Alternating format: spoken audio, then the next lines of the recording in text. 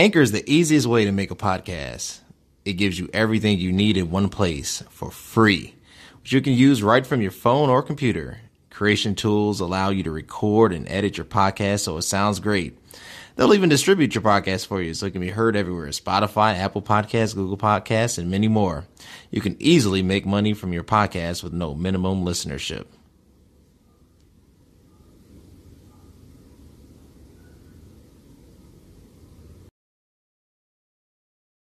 Hey, welcome back to another episode of It Is What It Is podcast, digital show. Look, it's just a cool vibe. It's a cool place to be in, a cool place and a cool thing to watch. Thank you so much for tuning in. I appreciate all of my guests. Yes, I'm wearing the suit again because I feel presidential. Every time I have this suit on, good things just happen. And I know good things are going to happen now because I'm with an amazing author, an amazing person. But before we get to that, you know what you can do? If you really like this, there's two things you need to do. First, connect with me on Instagram, CVMK33. And the second thing is subscribe to the YouTube page below. YouTube at CV_K. The podcast is heard where all podcasts are heard.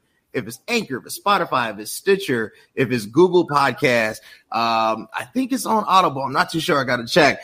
But literally, wherever your preference is, we are there. This episode is going to deal with an amazing author and the content that she's created. We're going to walk through her works, her journey. And with that being said, Ania, how are you doing today?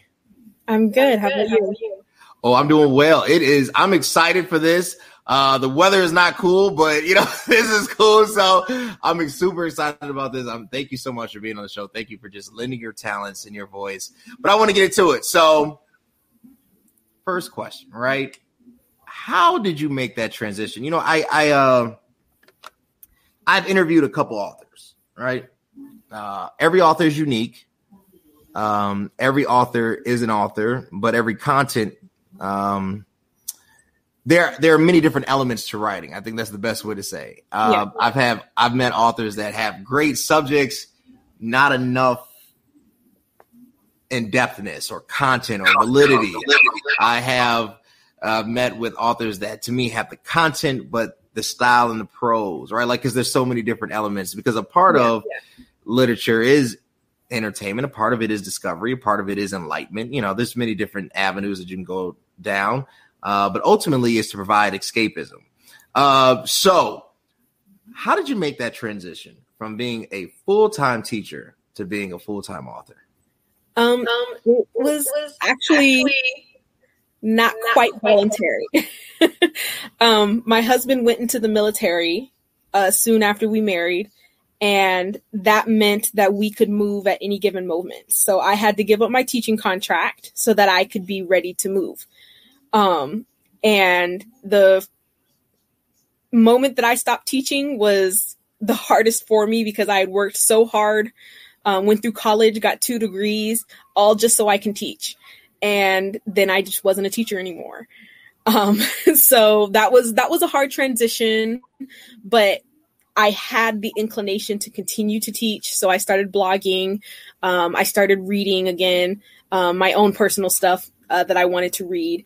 I read a lot of romance, so that's not exactly William Shakespeare, but I started getting back into the things that I loved again. And it took some getting used to. And then that's when I started writing again. Because I still was used to writing everything technical from school, and then from writing with the kids at school, and then my own studies as a student. And then it was like I had almost forgotten about creative writing and how much I had loved it. So I went back to that. And as I started going through new experiences as a wife and then as a mother, it just kind of got stronger and stronger. And I just found myself writing all the time. And then writing these books back to back. So then so far I have 2 books, and I'm hoping to put out another one. So then it's the time that I've been without teaching, I've put out a book almost every year.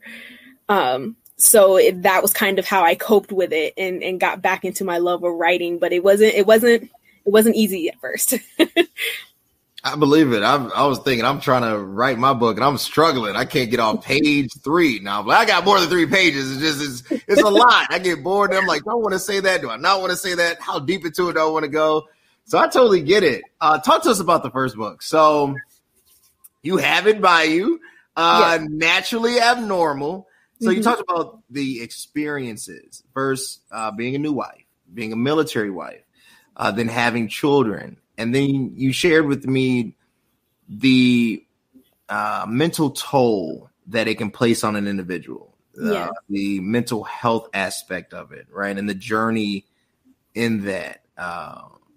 Can you explain to the audience what not just inspired the first writing, but really what is the fuel behind it and why we should dive into this journey? It is about mental illness. I was diagnosed with bipolar disorder in 2014, and they said that I didn't need to be on medication. So then I tried to cope on my own, which was a hard thing to do. I eventually did get prescribed medication, but it wasn't enough. So when I stopped teaching, it took some stressors off, but created stress in other ways, and just different ways to deal with. I was kind of feeling like how a lot of people feel in quarantine now because of the coronavirus. I started feeling like that very early on. I was in lockdown in the house. I didn't go anywhere. I didn't do anything. I didn't spend any money. I wasn't interacting constantly. I didn't have a purpose. I didn't have a drive. I didn't have motivation to even wake up and take a shower from day to day because I wasn't going to work anymore. So then that brought in a whole new set of just mental problems that I had to try to cope with. And being married and then having your husband kind of shipped off to go do all this training, and just kind of being on my own was hard as well. So then it's like I was not only in lockdown in the house with no motivation and no purpose, I was in lockdown in the house by myself with no motivation and no purpose. So that was really hard on me. And that's why the creative writing, when I rediscovered it, really, really helped me to be able to get back into something that I loved and to try to bring that drive back to help with the depression, to help with the mania, and kind of get me doing something so that I didn't feel completely useless, which is the direction I was going. But it wasn't until my pregnancy that I really turned into the poetry, and started really piecing together that I'm a poet. I never did a lot of poetry growing up. I did a lot of creative writing. I did a lot of stories. I have a novella. I'm working on another novella. I have a finished one, and then I'm working on another one, because I love to read romance, and then I found I love to write romance. But then it's like I found out I was a poet, and that was a different level of writing. And I was a poet who wanted to express something that I felt a lot of people felt too. So during that pregnancy, I spent a lot of time alone. My husband was still doing a lot of training, but he would be home in and out. But I was by myself. I wasn't working. I didn't work through my pregnancy. So I was just home. And then on top of having my own mental illnesses and then having to get off of my medication for the pregnancy, then the hormones in the pregnancy just made everything worse. So I went through a lot of ups and downs. I went through lots of suicidal thoughts. I had to get counseling. I did have to get on medication during the pregnancy, to help me cope with a lot of the downs that I was having. But that coping that I had outside of that was my poetry. And that's how I ended up writing my book, my first book that I wanted to put into a contest to be able to get it published and shared with everyone after I had my son. It means a lot to me. It's my favorite book that I've written. It's the one that I always tell everybody about first, because I feel like it's important to express, to share with everybody, and that I was able to express how I was feeling. The fact that I was able to put into words what was going on in my head during some of the darkest times of my life, is just really important to me. And I always direct a lot of people to it, especially if someone says that they have mental illness. And I'm like, hey, I have something about that lets you know that, you're not the only one, that we feel alone. A lot of times we feel alienated. We feel isolated. I even had people, when I first told them that I was diagnosed, who feared me, like that I was going to do something to them. And it was a big thing to get used to, is that it's like, I am now labeled and I'm officially different in everyone's eyes, who knew that I was going through something.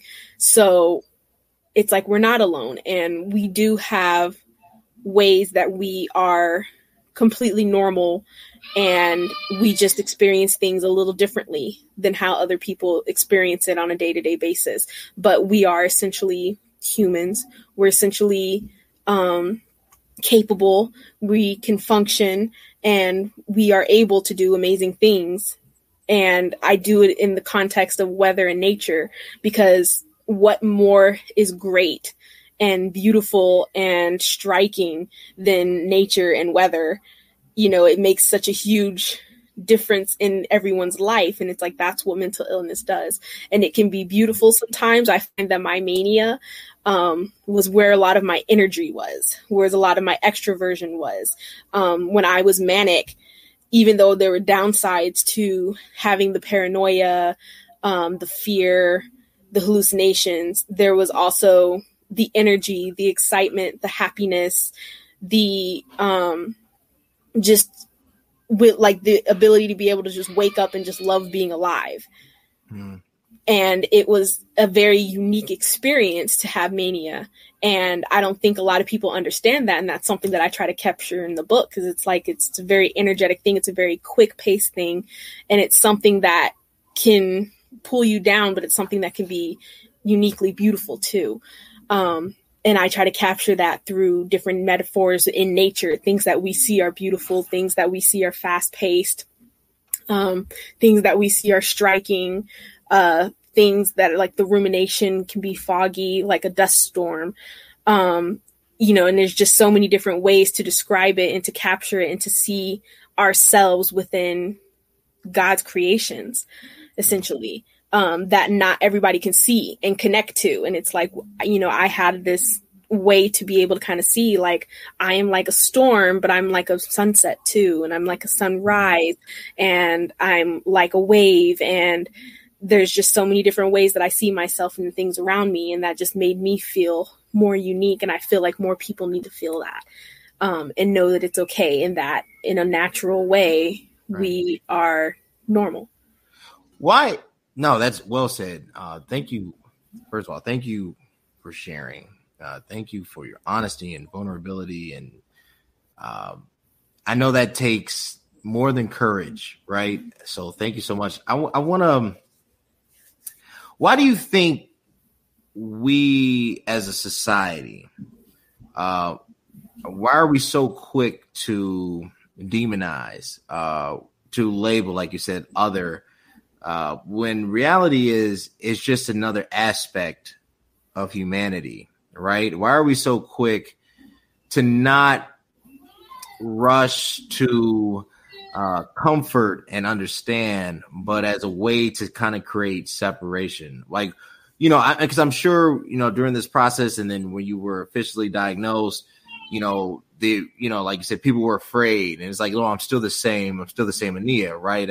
I know now what's causing all this. What was, you know, going on? Why do you think that people are so like Scarlet Letter like? I feel like a lot of times it's because it's not well understood. It's not easy to get into somebody's head who's experiencing mental illness. We try to express it and make it as clear as possible, but for somebody who doesn't experience that, it can be hard to grasp. And I think a lot of people, if they don't get it, they turn away from it and try to avoid it. It's just like my students. If something was hard, you know, they can play a hard video game and they'll still stick with it. But if any of their schoolwork is hard, immediately, this is stupid. This is dumb. I don't like it. We don't need it anyway. But if it's easy, they'll do it. They'll breeze through it. And then they're proud of it because they are capable of doing it. But any kind of difficulty, they completely shun it. So then I feel like a lot of people do the same thing with mental illness, that when it's something that's difficult for them to grasp or difficult for them to empathize with, they shun it. They just can't get on that level. And it's unfortunate that's how we handle it, instead of trying to understand it or trying to, break it down and walk in that other person's shoes. They just label it and they're like, okay, this is now something that's officially not understood. You're now different. And I saw that a lot in the classroom. Something that was different, something that was new, something that was challenging was immediately shunned. Didn't want it, shut down, don't want to do it. I don't like it. I don't need it. Period, point blank. And the adults do it too. They just did it to other humans. Whereas the kids were way more understanding. I found, if a student had a problem or a student, like I would have students who were autistic, the other kids would bring them in and they would include them. They didn't shun them, even though they knew they were different. But it's for some reason, when they hit that adult level of you don't understand, they push it away. And it's unfortunate. So that's honestly, I'm just digesting it all. So all this, it led to the second writing and Dark Poetry, which is really a book about, not a book about, but it's really channeled to escapism, right? Kind of not just through its poetic lens, but how does one get outside of their thoughts? Because I totally test. I will say, and probably more during the pandemic because all the kind of social outlets were eliminated. You start living inside here, right? You start thinking worst case scenarios, and you start what ifs and all this kind of negative connotation. And it's crazy that you have to create this positive mental space because the default, isn't always in the best light, I think is the best way to say it. So talk to us about, dark poetry, because poetry, I'm not a poet because poetry is a different style of writing. It's creating truth, and every prose or every kind of thing is not just chapters. Like an author would be like, chapter 1, I was born in Chicago, that's not normal author, but a poet their first thing would be like the dilemma of being born in Chicago, but it's not chapter 1. It's a prelude to another chapter. Like it's almost his own synergy in his own universe. So talk to us about dark poetry. With the dark poetry, that one was taking the negative side of expectation and society and actually personifying it. So I actually brought it to life and made them creatures. So physical demons and their actual, devouring of the human mind and body, and how they can chew us up and spit us right back out, and how they haunt us or how they hide under our beds. And I took all of those monsters and those demons and everything that we're afraid of, and I actually personified it, what's in our head, because it's so real. Yeah. And we do just kind of package it away in the back of our head and try to ignore it. But it's like these things are real, and they're things that need to be handled, and they're things that need to be dealt with, and we can't ignore it. So then what do you do when it comes after you full force as a physical creature? And that's where I was kind of going with the whole sanity and a lot of the anxiety and a lot of rumination and the sins and the things that we've done. And it has these 3 sections that kind of break down how we either look to repent, because we look to repent, we're being haunted, or we torture ourselves. Yeah. And because that's basically how we handle a lot of things. We either try to seek forgiveness and try to correct it and try to make it right, or we just torture ourselves with it. That's true. And that's just kind of where I was going with the darker poetry, is just kind of, again, that side of our brain that we try to ignore and just package away. And it's like, no, it's real. It's very real for us. It doesn't go as deep into the mental illness. It's more, the what we do, and it's more the it's more something that the average person, the average adult can relate to, or the young adult can relate to. especially with the high expectations, and the feeling numb at times, the feeling lost at times, the feeling very vulnerable many times, especially as you age, especially as you're starting out new, especially when you're trying new endeavors or anything like that. That all happens at that young age. And a lot of it is pressure from society. And I just took all of that and I just made like little creatures. And each poem, it was kind of like, it's, it's there, it's here, and it's doing this and it's doing that, and it's going over here and it's going over there, and you can't escape it. You can't run from it. It's something you need to deal with. And I feel like that's something in society that we don't want to do. We avoid. And it's easy for us to avoid if we just ignore it and just say it's in our head. But it's kind of like, you have to do something about it. We have to do something about the things that we do. We have to do something about about change. We have to do something about the people who we are and the people who we want to be. Right. You have to do something about it. You can't just ignore it.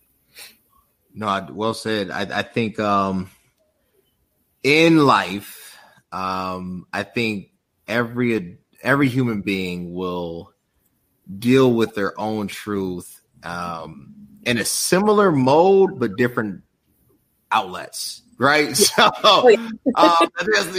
so what I think happens is that I don't think we realize. I think we're coming to a point where it's like, okay, it's okay to talk about it to a point, but how do we deal with the healing process? Because I don't think healing is one form. I think healing happens on so many different levels, because as a species, as an evolved creation, we have to heal psychologically, and what that means, right? Emotionally, physically, spiritually, like there's so many different levels to it. To only say this is the only level, unless, and I've always said this, unless that, and that's just my faith, I only say that Jesus has that power, right? Everything else has to be within its proper context. And I think that what we do a lot of times is, well, let's say this is the iceberg, right? And so, but this portion is the only thing that people can see. So we only deal with literally the tip of the iceberg, but the rest of the pit, this is the issue, right? So that's kind of how it plays out a lot of times. And then what is also interesting is how we allow what I call our safe releases to really be how we go to define ourselves, right? So I noticed even with myself, working out was a way for me to take my thought in here and create a space where it was safe to feel, right? And produce something of good intent or good nature. And, it wasn't necessarily always about losing weight or, getting bigger muscles. It was a way for me to deal with my emotions. And from that, it started to create its own identity, like its own kind of body of work. That's why if anybody follows me on CVMK33, I'm like posting workout videos every single day. So, that's kind of what I've learned. So now you're on your third writing, your third iteration, right? So you're literally doing a book a year. You're putting stuff out. You're JR token, type speed. It takes me like 10 years to do. I need help. I need a ghostwriter. I need to find one quick. So you're on your third iteration, but this one is about being Black. Right? Being a Black woman. And that is complex in and of itself. Yes. So obviously this is still being written, right? So this is a ongoing project. What do you want to convey to the audience with this one? What is it's one thing to be transparent and, sharing your experiences and growing up, but what message are you trying to send? Something I've been trying to really figure out is, can I put a why, or can I attach a why to everything? And maybe is it even necessary to attach a why, right? So the why behind this, what are you trying to tell people with this third content producing work? It actually didn't. have a why initially. They were just lighthearted poems that I was making about, you know, some of the good times and some of the bad times of my childhood, mostly the good times. Things like, you know, my mom calling me a ragamuffin and me not listening to her, you know, when she tells me to do stuff. Things like them, you know, getting you ready for church every Sunday. And it was just lighthearted and fun at first. And then I started getting, especially as more events started to materialize in society, I started really putting in their reflections of, for me, growing up being Black. I am very light-skinned, as you can see, Same. but as far, right. But as far as I've ever known, I'm just Black. Right. I'm not mixed with anything. I'm just incredibly light because my great-great-grandmother was from the reservation. So it just kind of carried down, and there's a few of us who are just exceptionally light in my family. So then that brought with it a lot of challenges growing up being Black, not only in society, but within my own family, because there's such mixed shades of us. So then there's this sense of diversity with being Black, within and just as a whole. There's just so many different levels and different layers to being Black. There's our hair, there's our nails, there's our personality, our sense of humor, our music ability, there's just so many different things, just the way we grow up, what respect looks like, and how that was handled, you know, growing up, and how that's handled in comparison to a lot of other cultures. So then I really push this, that Black people are very diverse, and it's broken down into sections that look at, like, we're resilient, we're loved, we're talented, we're just diverse in our color, we're diverse in our hair. Our hair is so versatile and diverse, like even our hair by itself can be a book. Just the way we can do our hair, and whether you're a female or a male, like you can just do so many different things. Or not do it. Or not. Yeah, we're not doing it at all. Like, and we have that option, and it works. And not many people can say that they can make their hair straight one day and curly the next day and braided the next day and shave it, and it grows back and it comes back in the curl, and you do it again over and over again, you know. And it's like, we have these amazing things about us, and that's what I was trying to capture. It's like most, you know, rock comes from blues and jazz and things like that. And it's like, it's just, we are so extremely talented and loved and resilient and diverse and beautiful. And I was trying to capture all of that and put it in, originally it was going to be a chapbook, which is usually only probably 30, you know, between 20 and 40 poems, but I'm like beyond that now because I'm like, it's too much, because there's just so much about us between the reflections. And it's hard for me because I'm like, I want it to be a positive book. I want it to be an uplifting book. I want it to be a book that I have a lot of pride in, but then there's also some things that it's like, I have to talk about and be real about the stereotypes. I have to talk about and be real about our downfalls and our pitfalls and the things that we're doing wrong. Because I feel like I'm doing a disservice to us if I ignore those and act like we're nothing but perfect. Because we still have a long way to go as a culture. As a brethren, just overall, we still have to help each other, because there's still a lot of help to be had as well. You know, and talk about things like, you know, single parents and fathers missing, and, you know, stereotypical mother with 16 kids on welfare, you know, the crime rate, the pipeline to prison for our students. You know, I'm trying to address all of that stuff in there too. And it's not always happy. Sometimes I look at it and I've literally written a poem and cried, because it's like, I hate that we're still like this. I hate that this is still there. But acknowledging it and writing about it and sharing it and talking about it, like, that's the start. Expect somebody else to do something about it, but it starts with us. We got to do something about it. And it's like, so it starts, I feel like with me and my person in my book, that it starts with me talking about it. And it's hard for me to talk about, but that's where it starts. Well said. Black is definitely a umbrella. Diverse is the word because, and I totally attest. So I won't say my mom's side, everybody's like this or lighter, right? So it is a lot of this. I don't know, there's a whole story behind that. So I totally get it. It is an experience that cannot be captured in a documentary.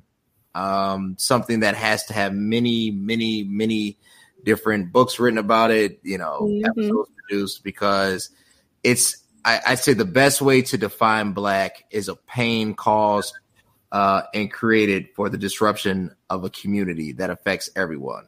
Because if I limit it to this, you'll start finding out how big the diaspora is, and and that stuff starts expanding. So I totally attest. Ania, you have been amazing. You have been an amazing guest.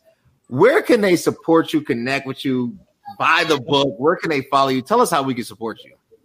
I am on Instagram mostly. I'm on Facebook and Instagram. I'm Ania Kiplan.writer. On Facebook, it's same thing, Ania Kiplan Books. I sell my books through Amazon. At this current moment, I'm trying to expand that so I can be able to share it in more outlets for more people to be able to get their hands on. But until there, Amazon's the place to go. I have multiple books under my name. If you just look up Ania Kiplan, Amazon, on a Google search, you'll find me and you'll find my books immediately. And that's mainly where I'm starting at. I'm trying to expand, but I'm trying to make sure it's something that I can handle too, and that I can devote my time, because I like my readers to also know about me as a person and me personally. Because I'm not just selling books, I'm selling experiences, and I'm selling, human nature and to be a human. And I want them to be able to see me as a person too, not just the books that I write, but also what I do and who I am, who's behind the books, essentially. So I'm a lot on Instagram and a lot on Facebook. Working on Twitter. Twitter moves a million miles an hour. Yes, it does. It's hard to keep up the Twitterverse. I don't do it. It really is. But I'm working on that to get there too. Awesome. Y'all connect with Ania, Kiplan.writer on IG, correct? Follow her. Tell her that you support her. Tell her that you're interested. Support Buy the Book via Amazon. And when the third book comes out, we got to have you back. We got to do a pre-book release on here, just highlighting the book itself. Guys, support is essential. I always say support gets supported. And if you want to keep seeing amazing influencers, amazing gifts to humanity like Ania, you know what you have to do? You have to subscribe to the YouTube page below, YouTube @CV_K, where all podcasts are heard everywhere. Connect with me on IG at CVMK33. Guys, I appreciate it. Until next time, guys. Thanks. Hey, what's up, everybody? You like what you saw? Were you entertained? Were you informed? We want to keep seeing amazing content. Subscribe at the link below, YouTube CV_K. You connect where all podcasts are streaming, Spotify, Apple Podcasts, Anchor. Connect with me. I want to connect with you. Let's enjoy the ride.